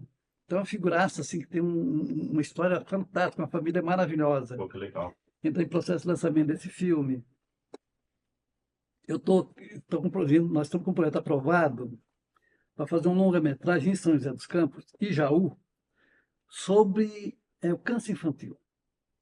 Quer dizer, é uma doença que tem muitas vezes, além de ser uma praga do ponto de vista da indústria, ou então da indústria não apresentar uma solução para essa doença, que ela já existe, a gente sabe disso, né? Não está acessível, né? Mas que passa por uma questão que é assim, que é a necessidade da pessoa entender a necessidade da doação da medula óssea, que é uma coisa que você faz e não fica hospitalizado, né? Mas você ter consciência de você poder doar um parte do teu corpo para salvar uma outra, também é um processo que precisa de educação, precisa de fala, precisa de esclarecimentos. Então, o projeto está aprovado, nós estamos captando recursos para isso. E agora, quer dizer, acabei de falar com estou em entendimentos para fazer um documentário com Portugal e outro com a Itália. Olha só. Né? Sobre o quê? O de Portugal é sobre essa conversa do Atlântico, né? Essa conversa do Atlântico, vista pelo ponto de vista da mulher, a partir de algum trabalho que ela já fez que faz esse diálogo. Né, da travessia do Atlântico, que significou essa travessia, tanto da vinda do Cabral, dos primeiros colonizadores, dos primeiros mercenários que vieram para cá para nos colonizar, claro, pô, da travessia do escravo, né? Como é que ele vê, como é que ele foi escravizado, como é que ele chegou até aqui, como é que ele retorna, se é que ele retorna, como retorna, é esse diálogo, mas a partir do ponto de vista da mulher. Né? E o da Itália é um processo ainda também de entendimento desse processo de migração e imigração da comunidade italiana para o Brasil e vice-versa, né? Esse reconhecimento também de cidadania, né? Que está correndo. E estou ajudando os amigos, essa coisa de ser cineclubista também a gente fica se metendo em cada coisa que às vezes nem faz isso. Mas, enfim, eu tive um tempo em São José. E lá eu criei um grupo que o pessoal criou um núcleo de produção e as pessoas começaram a fazer, muita gente fazendo cinema lá a partir dessa experiência, mas fundamental, que eles continuaram estudando e estão fazendo agora por conta própria. Quer dizer, tem um rapaz que encontrei lá agora, ele começou lá comigo fazendo um personagem no filme, e ele está fazendo um trabalho de segmento no campo LGBT. E ele está, cara, impressionado com o trabalho que ele está fazendo. Então, estou tentando ajudá-lo para lançar um filme dele aqui, mostrar o filme dele aqui em São Paulo, de um talento que eu acho que, de repente, vale a pena ser visto. Estão fazendo de iniciativa própria, da própria, fora atrás, tem mercado fora do país. Né? Da hora. E, assim, O interior de São Paulo está se organizando, ele tem já tem uma tradição bastante grande, uma entidade chamada ICINE. Cine. ICINE. E cine. Interior Cinema. Cinema Ah. do interior. Que essa necessidade de você de você refletir sobre esse Brasil mais profundo, né? Desse Brasil maior, quer dizer, não só o litoral, mas vamos para o oeste, vamos para o norte, vamos entender o que, que a comunidade indígena está fazendo, o que os quilombolas estão fazendo, quer dizer, que as pequenas comunidades estão fazendo. Legal. Mas assim, sempre que eu posso, como eu tenho algum conhecimento na área, alguma experiência, dá para, de repente, fazer uma... Pô, por que não promover uma sessão de um filme desse aqui, conversar a respeito, sabe? Certo. Então, estou nessa, estou correndo atrás disso. Pergunta de leigo. Existe uma mostra de cinema, assim, como no nível, não no nível de Cannes, lógico, mas assim, algo parecido aqui? Nós temos grandes festivais no Brasil. Grandes Muitos festivais? festivais. Quer dizer, o Brasil hoje tem por volta, talvez, de mais de um festival por dia. Acho Então, Caramba. me senti muito boa agora nessa O pergunta. ano inteiro, né? é sério, Sabe de tem nada. tem muitos festivais que em vários segmentos que você possa imaginar. Uhum. O que é muito bom, o que é muito significativo. Mas acontece que o festival tem um comecinho e um meio, tem vida curta. Entendi. O que a gente briga é assim, existe a necessidade do país de você continuar com o festival. Que o festival virou um evento que você vai na cidade fazer o festival, no dia seguinte não tem mais nada lá. Então é preciso deixar uma semente, é preciso cultivar essa semente ali. Uhum. Quer dizer, nem todos fazem isso, né? Então existe essa necessidade. E existe, quer dizer, eu não quero nem, eu não tenho esse cacife para dizer o que é bom, o que é ruim. Mas o grande festival do cinema a nossa referência ainda é Gramado. O Festival Gramado começa na década de 50, começa lá atrás, com mostra do Super 8 a partir do Clube de Cinema de Porto Alegre, que é um Ah, cineclube sim, é verdade. O que Festival do existe Gramado. até hoje, é o clube de cinema mais antigo do Brasil, que não Pode funcionando até hoje. É verdade. E começou com Super 8 e hoje ele já é internacional, ele é Legal. ibero-americano. Legal. Né? Você tem a Mostra de Cinema de São Paulo, você tem tanto, é tudo verdade, você tem o Guarnecer de Cinema no Maranhão, você tem o Festival do Rio, ou seja, a gente tem o Festival de Recife, Tiradentes, entendeu? Quer dizer, então tem vários festivais pelo Cinema de Brasil. Recife é muito específico também, é muito foda, cara. Pernambuco é um dos estados que Pernambuco é mais muito investe em audiovisual no Brasil. É. Né? E tem talentos, Ah, sim. ou seja, o Brasil tem talento em tudo quanto é, Tem.